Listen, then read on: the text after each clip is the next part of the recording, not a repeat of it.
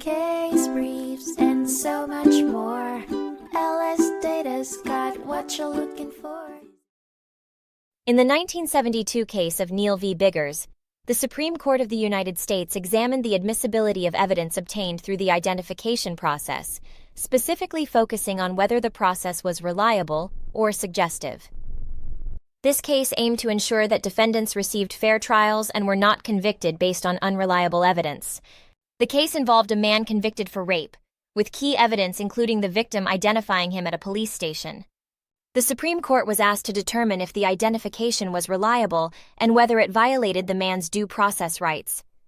The victim, threatened at knifepoint and taken to a wooded area, identified her attacker with no doubt during a show-up.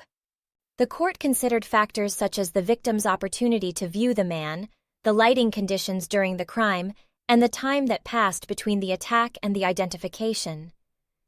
The district court held that the identification process was suggestive and violated due process, a decision affirmed by the Court of Appeals.